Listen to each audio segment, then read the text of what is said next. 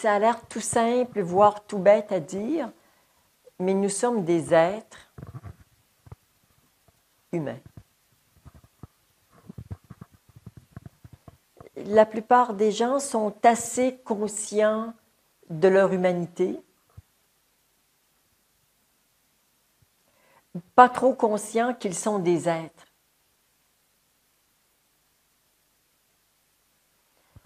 Et quand on est suffisamment conscient de l'un et de l'autre, l'étape suivante, c'est de les marier. Quand je dis de les marier, c'est pas tout à fait ça, parce qu'ils sont déjà mariés, mais c'est de reconnaître leur union. Jésus, dans sa vie d'homme, il s'appelait Jésus.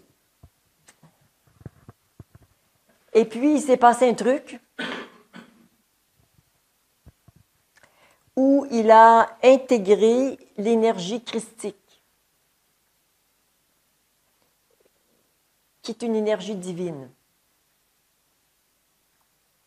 Et quand il l'a intégré, il est devenu Jésus-Christ.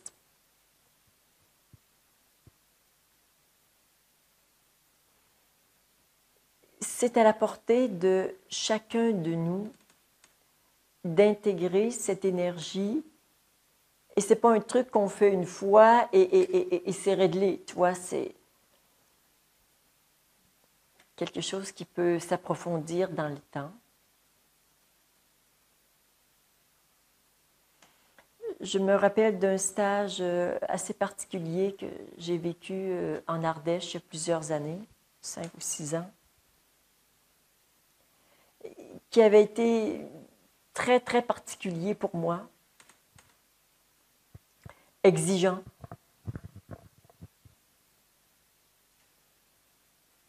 Avec, pour la première fois, des participants qui étaient comme les bons larrons, hein, ceux qui m'aimaient, c'était la majorité, mais quelques-uns qui étaient ce qu'on appellerait les mauvais larrons, qui me lançaient des œufs et des tomates, ce qui n'arrive à peu près jamais, mais c'était juste pour eux de vivre ça et de me faire vivre ça. Pas confortable du tout, d'ailleurs. Bref, il y a eu plusieurs étapes. C'était un stage de 5 jours. Et à la fin, j'ai compris que c'était une initiation et que le nom de cette initiation, c'est dit « Réaliser le Christ en soi ». Et je savais après qu'on pouvait dire Claudette Christ, comme on peut dire Janine ou Isabelle Christ, et que tous nous sommes appelés à vivre le Christ en soi. Souvent, on fait une confusion entre le Christ et Jésus, parce qu'on l'appelle Jésus-Christ, mais il y a tellement d'êtres qu'on pourrait aussi appeler Christ, parce qu'ils ont intégré cette énergie christique. Généralement, et là c'est souvent une question de concept ou de mots que l'on choisit, c'est que souvent ce qui est qualifié de divin appartient à l'être et n'est pas manifesté, mais quand le divin descend dans la matière, nous appelons ça le Christ. Le Christ, c'est le divin descendu dans la densité.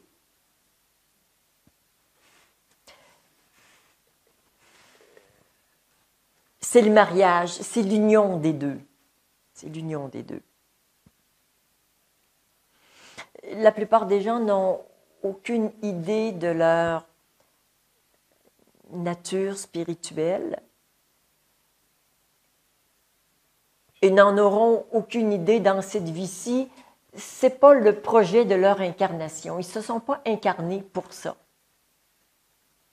Ils ont autre chose qui les occupe davantage et c'est parfait comme ça.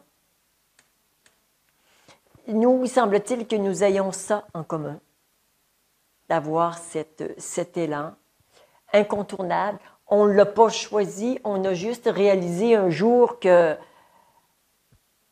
ça œuvrait en nous, que ça nous interpellait, qu'on ne pouvait pas vivre sans accorder une certaine attention, beaucoup d'attention à la spiritualité. Comme il y en a qui n'ont pas choisi de s'intéresser à l'informatique ou au golf ou à n'importe quoi. Ils sont passionnés de ça. Et nous, on est passionnés de toute la question spirituelle, de toute la question divine, qui, bien qu'on puisse faire des découvertes magnifiques, demeure toujours un énorme, énorme mystère. Et qu'on puisse faire des petites découvertes, c'est quand même intéressant. Ça nous rapproche de la vérité de qui nous sommes. Et cette œuvre, le rayonnement christique, il a ceci de magnifique, c'est que ce rayonnement, il se fait ici dans le corps, à partir du cœur, où est l'endroit de la rencontre du ciel et de la terre. Et c'est pas je rayonne, mais ça rayonne. Il y a personne qui décide de rayonner ou qui peut activer le rayonnement. Ça rayonne quand je suis passif et tout simplement ouvert. Et c'est cette lumière intérieure qui rayonne à travers soi.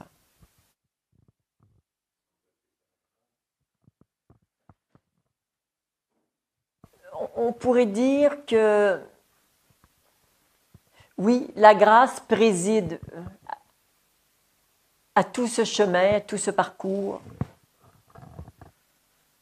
qui permet à une personne d'abord de vraiment rencontrer qui elle est en tant qu'être, en tant que soi ou conscience, et de l'intégrer vraiment dans le corps. Même après le basculement, il n'y a pas de garantie à l'effet que la personne va le vivre dans sa chair. C'est facile de rester un peu, je dirais, dans la dualité divin-humain ou être-humain. Quand les deux sont bien découverts, ils ne se marient pas automatiquement. Et j'ai vu quelques éveillés qui sont venus dans mes stages avec cette conscience de qui ils sont. Tu vois, c'est toujours absolument... C'est de l'émerveillement pour moi à chaque fois de retrouver ça. Je ne peux pas m'habituer à ça. On ne s'habitue pas à ça. Et de voir cette perfection, cet alignement,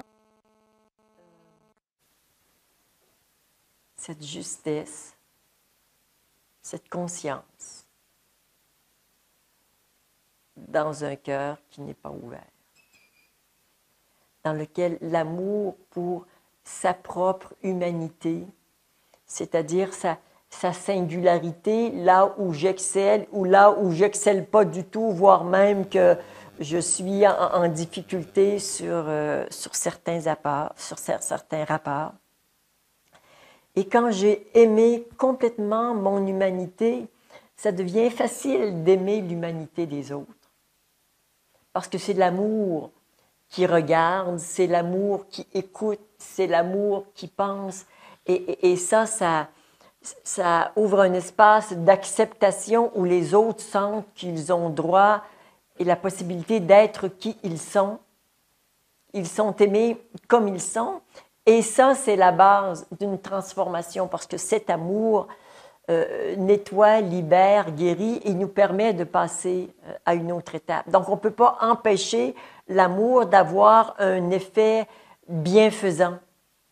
Être aimé, c'est être en transformation. Mais quand le cœur n'est pas ouvert pour complètement voir et accueillir toute notre humanité, et elle est, à certains égards, souffrante, notre humanité.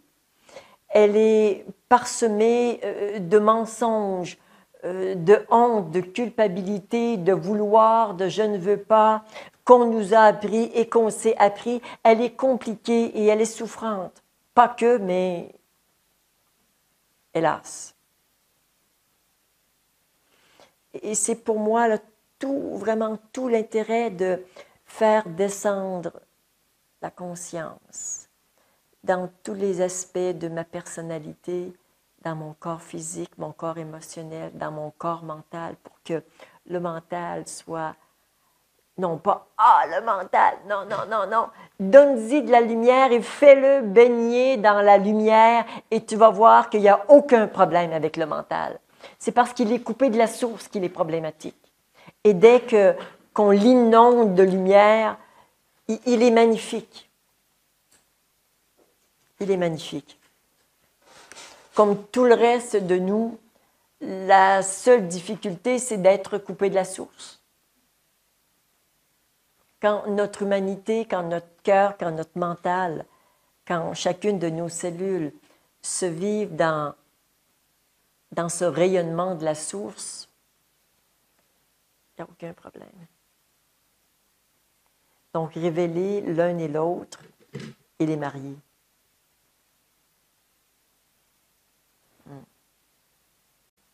Et quand cette unité est vécue à l'intérieur, le regard se porte sur l'un, il n'y a que l'unité.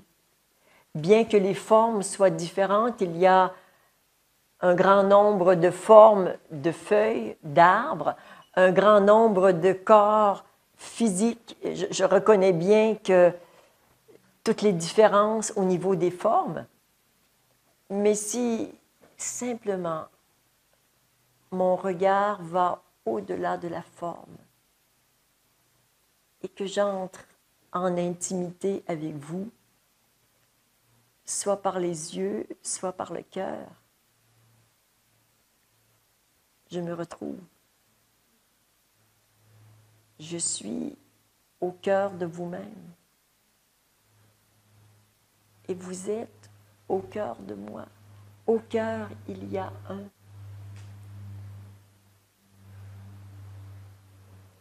C'est cette découverte que nous pouvons faire ensemble. Être humain. Quelle aventure!